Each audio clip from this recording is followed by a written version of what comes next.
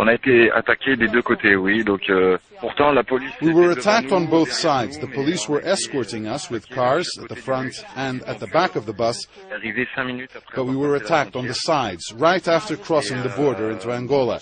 The first reaction we had was to hide under our seats. We stayed on the floor during the attack, which lasted around 10-15 minutes. The players are shocked. They don't want to play in the competition anymore. We will meet all night long so we can decide what we're going to do. Right now, we don't even have all our clothes.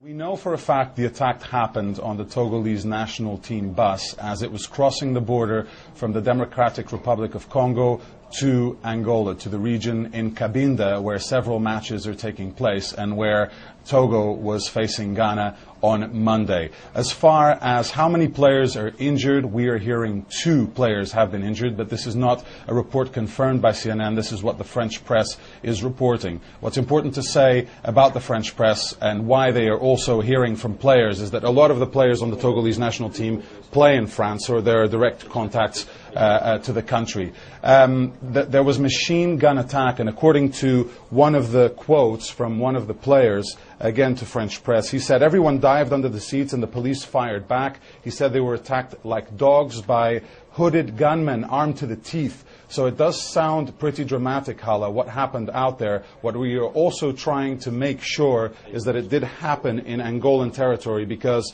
the bus was crossing the border, and we are still hearing some discrepancy on that particular subject, whether the bus was already in Angolan territory or still in the Democratic Republic of Congo. What we understand is that this has nothing to do with football as well. Cabinda is an oil-rich region in Angola where there are many rebels trying to gain independence within that region, so there is speculation that it might have something to do with that. Right, because the natural question would be, you know, is this motivated by competition, by the Africa Cup of Nations, or is this something that happened because rebels were in the area and just decided to attack this tour bus? It's still unclear, exactly. Or is that the idea that we're getting, that it's probably rebels and not related to the sport?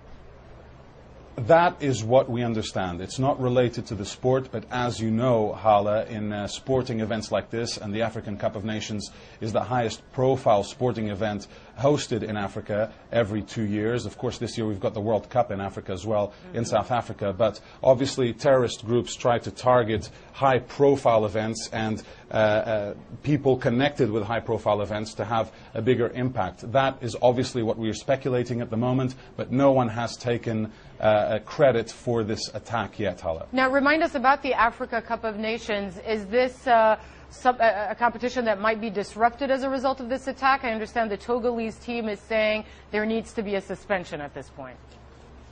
Exactly. That is the last we heard as well. A couple of the Togolese players that have been able to be reached on the phone, they said the last thing on their mind right now is playing football. They're just thinking about the team members that were injured in this machine gun attack, and that they've reportedly gone to hospital and they're trying to see that everyone is okay.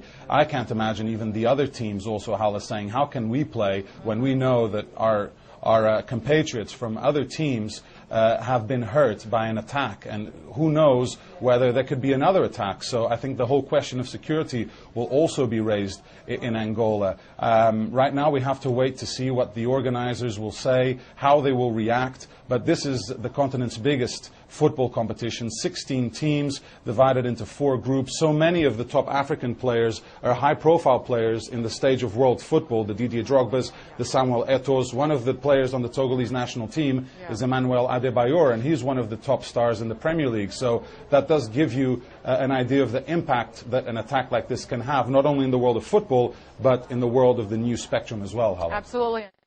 We're learning from news agencies in Angola that a group by the name of the FLEC, the Forces for the Liberation of the State of Cabinda, have claimed responsibility for this gun attack on the Togo football national team that was traveling in a bus from Congo into Angola, obviously to participate in the Africn Cup of Nations that kicks off on Sunday. What we do understand is that several people were injured in this attack, and it appears that the driver of the bus has been killed. We know that Emmanuel Adebayo, who is a very popular football star in Manchester City, striker, was on that bus, but he is unharmed.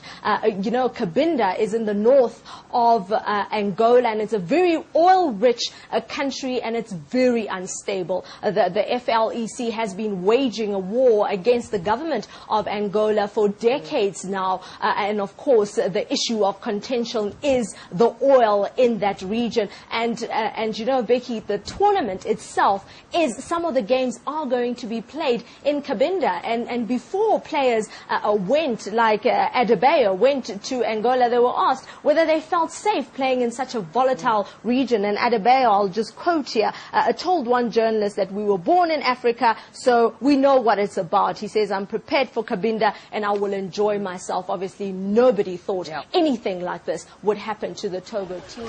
Players cowered on the ground moments after the terror attack. Gunmen armed with machine guns sprayed their coach with bullets as they travelled through the Cabinda region bordering Congo. The driver was killed instantly. 9 others were injured.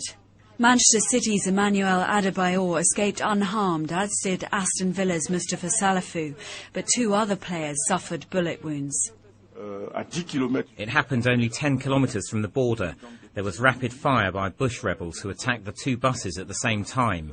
We had 9 people injured, and the response of our escort helped us to limit the casualties and losses. With 48 hours before kick-off, the African Nations Cup is now in turmoil. Togo is scheduled to play Ghana on Monday, but some of the players now say they want to fly home. The Football Association say they're in contact with the English clubs who've got players in the tournament. Portsmouth's already raised concerns. They've got 4 players in the competition and want them to come home if their safety is in doubt. But despite the terror fears, the Confederation of African Football says the competition will go ahead. The government would like to say that this was a lamentable incident, but the Angolan government wants to reaffirm that this will not affect in any way whatsoever the organisation and security of the Africn Cup of Nations. On the contrary, we are going to redouble our efforts. We are going to further reinforce all the mechanisms and continue to guarantee security and to create all the conditions which guarantee the success and organisation and the safety of people. Angolan separatist guerrilla group FLEC claimed responsibility for the shooting and is threatening further attacks. Now it remains to be seen whether some of Europe's biggest stars will play in Africa's biggest football competition. Chloe Potter, Sky News.